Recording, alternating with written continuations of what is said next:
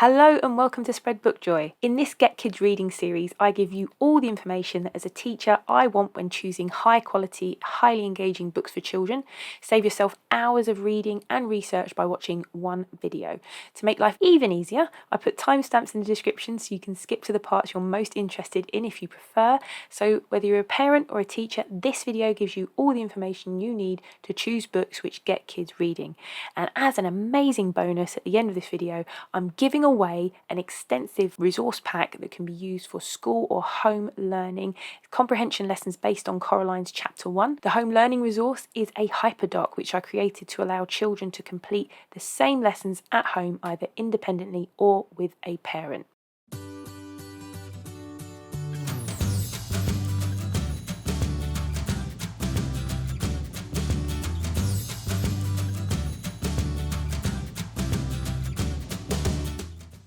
Today's video is on Neil Gaiman's Coraline, as I've just mentioned. You'll see an overview of the actual book itself, the edition which I recommend getting. There'll be information on the author, there'll be a detailed synopsis of the story, which will have spoilers. You can skip and you can watch the other parts independently without that if you want.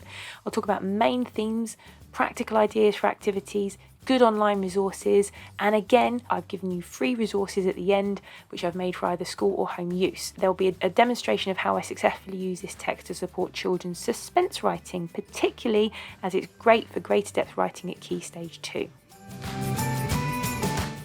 If you're new to the channel, I'm Jack, a teacher sharing my reading adventures and art experiments in order to spread the joy of books as far and wide as possible. I share thoughts on books I've read alongside occasional amateur art experiments which hopefully give you something nice to look at while I talk and perhaps even inspire you to try some art experiments of your own. This is an in-depth look at Neil Gaiman's Coraline, which has been thrilling, delighting and scaring children and adults alike since it was published in 2002.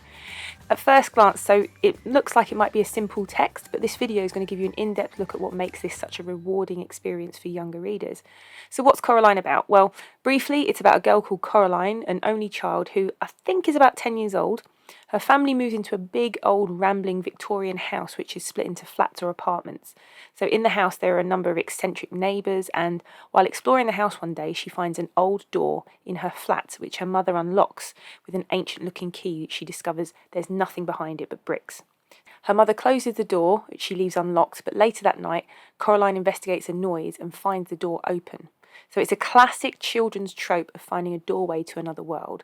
And initially what Coraline finds behind the door seems to be the answer to her boredom and loneliness, but things take a really sinister turn. Things to be aware of are that the antagonist in the book is a creature called the Beldam. She's quite scary and has buttons for eyes, like my little Coraline doll over here, and wants to sew buttons into Coraline's eyes. I have yet to read this with a child who's been freaked out totally by this, but I do know plenty of adults who find that particularly disturbing. And the book is part fantasy, part horror, with huge sprinklings of fairy tale and myth running throughout. So it is supposed to be scary, and Neil Gaiman is a master at building suspense, which I'll talk about a bit more detail later, but those are the trigger warnings. This gorgeous edition of Coraline is the one that I would recommend if you can get it wherever you are. It's a Bloomsbury 10th anniversary edition, available here in the UK for £6.99, and it's illustrated by Chris Riddell, who is one of my favourite illustrators, and he's highly renowned here in the UK. Chris Riddell's an author in his own right. He's got a hugely popular Goth Girl series, and he's co-author of the fantasy series The Edge Chronicles with Paul Stewart, which I have yet to read. And he also held the highly respected position of Children's Laureate a few years ago, which is this really prestigious position here in the UK, held by a respected children's author for 2 years. And currently Cressida Cowell holds the office at the moment, the How to Train Your Dragon author. Book itself, well, it's 192 pages, which is not that long for a children's book. For a story time or bedtime read, it wouldn't take more than 2 weeks, perhaps 3 to 4 if you read with a group or a class as part of guided reading or English. The text is quite large, and while there are some occasional ambitious vocabulary that would benefit from discussion, it's not that daunting a read. So I think it works really well for whole class guided reading in year 5 or 6. particularly year 5, I think, where there's a range of abilities. And another amazing thing about this edition is that it has an introduction by Neil Gaiman, where he talks through the inspiration for the book and the elements of his own life which are included in the story, and that heavily influenced the story, particularly around the setting of the house. I'd read that after you've read the story. I'm going to cut away now while I do an illustration of Coraline, while I talk to you about the author and give you a detailed synopsis. Don't forget, spoiler warning, so timestamps in the description below if you'd like to skip the detailed synopsis. And if any equipment that I use or anything that you're interested in will be in the description or on the screen for you.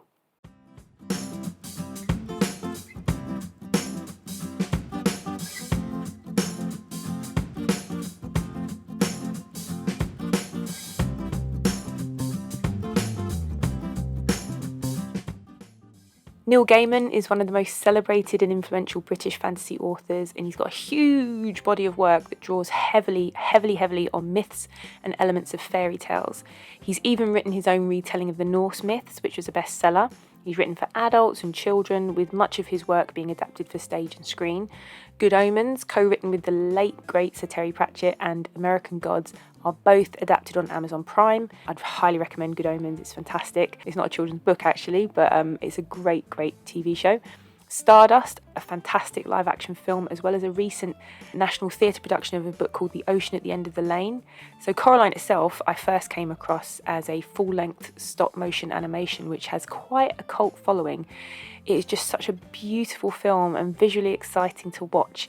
It's different from the book in a number of ways, and it's worth seeing, and it also provides a good opportunity if you do read the book with a class or with your child to watch the film and make some comparisons between the book and the film. When Coraline first moves into the house, it's the summer holidays. She is bored and hasn't made any friends yet, so she spends the first few weeks exploring the grounds around the house. And these are really very dilapidated and full of interesting features and creatures. An old tennis court and an old well, which seems very deep, and lots of animals. And there's a black cat who, after Coraline, is my favourite character, and he's like all very good cats. He's really stuck up and haughty, and he runs away when she tries to pet him and things like that. So she meets her eccentric neighbours, Miss Spink and Miss Forcible, and a man upstairs called Mr. Babinski. They're really eccentric. Miss Spink and Miss Forcible have lots of Highland Terriers that they live with. They're ex-actresses and they're very enamoured with themselves. And Mr. Babinski, who's initially just called the crazy old man upstairs, claims he has a mouse circus, but Coraline doesn't believe him. So her parents are busy and they work from home. And this is a really good discussion to have. Are they good parents or not? They just don't seem to have time to talk to her or spend time with her, and they're constantly giving her ideas from things that don't involve them being there. So she's always wanting stuff to do, and they're like, try this, try that, but they're all things that don't involve her parents spending time with her. So she's also not really happy with the food they make her. So her dad makes what she calls recipes, and she often will just get out a microwave pizza or microwave chips and have that instead of the food that her parents makes. So I think she's a little bit emotionally neglected, but she's a smart girl and she's curious. She sees herself as an explorer, and she's a really powerful character, Coraline. She's a really good role model for anyone, actually. You could put down that she's a really good role model for girls, but I think she's just a great role model, full stop. And there aren't enough female protagonists still in children's literature. I can think of several, but that's because I'm generally drawn to them. But speaking percentage-wise, there's still not enough female protagonists in children's literature. While she's exploring, she finds the door in the drawing room, a door in the drawing room which is locked, and it's not like the other doors, it's ornate and wooden and quite old. And she asks her mother what's behind it, so her mother takes this big old ancient key and unlocks the door and shows her it's just bricks. And she explains that when the house was split into apartments, that door was bricked up and they've just left it like that. So her mother closes the door and doesn't lock it, which makes Coraline ask her, why haven't you locked it? She says, but it doesn't go anywhere, which clearly means that something bad is going to come out of it later on. And later that night, Coraline hears a noise and she slips out of bed to investigate the noise, and she sees a black shape, a small dark shape, and it's darting down the hallway. So she does the opposite of what I would do, and she follows it into the drawing room where she finds the door open, but there's still nothing behind it, just bricks. And the next day, she visits her two neighbours, Miss Spink and Miss Forcible, two old actresses who live with lots of the Highland Terriers, and one of them offers to read her tea leaves and says, Coraline's in terrible danger. So they give her a stone with a hole in it for protection, and I always thought this was just strange and just an annoyingly unexplained plot device, which they call a MacGuffin in the film industry. But if you look it up, a stone with a hole in it is known as a hagstone.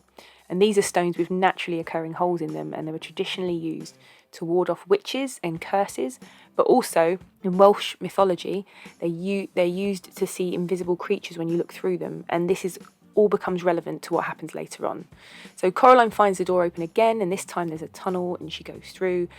And when she goes through, she finds another version of her house where everything seems perfect, and there are other versions of her parents and neighbours, which all seem like better versions, but with the biggest and most creepy difference being that they've got buttons instead of eyes. So Coraline's other mother and other father are attentive, and they cook her the food she likes, and they have a room full of magical toys for her. And so everything seems to be all that she's wished for. So everyone has another version of themselves over there except herself and the cat. So she discovers the same cat, and it seems that he can pass through from one world to the other, and on this side he can talk. I just absolutely love talking animals in stories. So when she goes back home at some point, her parents disappear. She has to hunt for them. And Coraline goes back to the other version of the house, and things are becoming quite different from her first visit. They're becoming more nightmarish, and the other mother in particular seems to be becoming more distorted and disturbing. She becomes like this twisted version of her mother. She's long and thin, and she's developing these claws, and she has these buttons for eyes. And she wants to keep Coraline there, but in order to do this, she has to sew buttons onto her eyes. And Coraline refuses, and she's locked away in a cupboard where she discovers ghosts of children that have been tricked into staying there, and they've passed away there, and they want Coraline's help to escape. And they reveal that the other mother is called a beldam. And I looked this up as well, and typically for Neil Gaiman and his interest in myths and legends, this is actual archaic language for a witch. So the beldam is a witch, only this is never stated, and it's worth discussing with the children what they think the beldam is. And at some point revealing the meaning of the word, and then the relevance of the hagstone to this. Because one of the things I found really frustrating when reading the book was all the questions I was left with about the other mother and the stone, etc. So I think knowing these things will really enrich the reading. Anyway, through a series of encounters with the distorted other versions of her parents and her neighbours, and with the help of the cat and the hagstone, Coraline is able to free the ghost children and her parents and escape back to the real world. The beldam's hand manages to follow her back, but Coraline traps it down the deep well in the garden. And that's the end of the book. Most children like this story because of the elements of horror and fantasy and magic, but also because they can identify with what she's going through. You know, she's bored, she's lonely, and adults aren't listening to her. And so there's all those themes of neglect and isolation, and these are classic themes of children's literature that children can identify with, we all can identify with. But the real theme is bravery, and Neil Gaiman talks about this in his introduction. There's a really wonderful quote at the start of the book by G.K. Chesterton. "Fairy tales are more than true, not because they tell us that dragons exist, but because they tell us that dragons can be beaten." This idea that you can slay the monster, and even if you are scared and small but you face your fear, that's true bravery, doing something in spite of your fear. Lots of children and plenty of adults believe that bravery is not being scared, but that's not the case. Bravery is all about being scared but doing things anyway, and that's just a great message. Online resources, there's loads. Coraline is such a famous book, and it's been taught in secondary. Not so much in primary, I'm not sure, but I've taught it in primary. It's perfectly legitimate to teach it in primary, I think. In the TES, there's lots of free resources. The Times Educational Supplement, I'll put the link down below. And there's whole schemes of work, all sorts of free things. I can't vouch for the quality, but they're worth looking at. One thing I would recommend is a website called litcharts.com. Litcharts.com gives you really detailed breakdowns of the chapters. Fantastic resource if you want synopsis and breakdowns of any kind of book. Have a look on Litcharts and see if they have one. Some parts of their website are paid things, but there are definitely lots of free parts, especially the overviews, that are worth looking at. And vocabulary.com has word lists for Coraline. If you go onto vocabulary.com, and they've got built-in word lists, I'll put the link below to the Coraline list. Just beware that vocabulary.com is American, so in terms of spellings for the UK, but I think I looked at all the spellings for Coraline and they're fine. Coraline's, the spellings for the words are the same. There's no sort of English-American variations. So that's worth looking at. They've got a chapter-by-chapter list of words, and it's great. Vocabulary.com has really good explanations for words and simple definitions. There's an activity I love to do on genre with Coraline. So Coraline has lots of different elements of loads of genre. So horror, fantasy, fairy tale, and it's a wonderful book for teaching genre classification, which isn't easy to do. So I often talk to the children about the features of horror and fantasy and mystery, and ask them to decide where they think Coraline lies in all these different criteria, and to find evidence to support their argument. So it's a great debate to have, and it's really great fun when they realise it can be a mix of genres.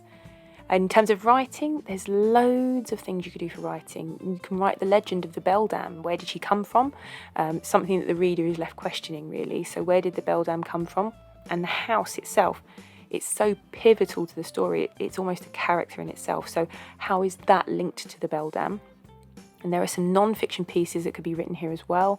Children could be asked to think about a time they felt bored or lonely or isolated or neglected, though be aware that this might be triggering for some children, so just be careful with that. You can look at the classic portal trope of children's fiction, the doorway to another world, which is discovered generally when children are bored in the stories, like in The Lion, the Witch and the Wardrobe, or in Alice in Wonderland. You know, in The Lion, the Witch and the Wardrobe, they're bored, so they're playing hide and seek in the house. And in Alice in Wonderland, she's sort of listening to something being read to her, and she's drifting off by the riverbank. And everyone loves that idea. You know, where would this door go? What would you find on the other side? It's a classic trope for a reason. It's one that I actually love. You could also do diary entries from different points of view. Coraline's or the cat's might be quite interesting. And the next idea I'm just going to go into in more detail because it involves studying how Neil Gaiman builds suspense. And I like to do this with a close reading of the text. So there are several parts of the text you could do this with, but chapter 1 is my favourite part. Top of page 11, it goes right through to the end of the chapter. You can give them a copy of this piece to annotate. And the first thing I do is read it to them. It's always a good idea to model reading to children, even those who are more able.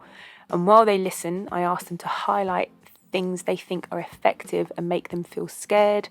And when I get them to read through with a partner and compare the parts they found effective before bringing it back to a whole class or group discussion. So looking at it, what does he do that is effective?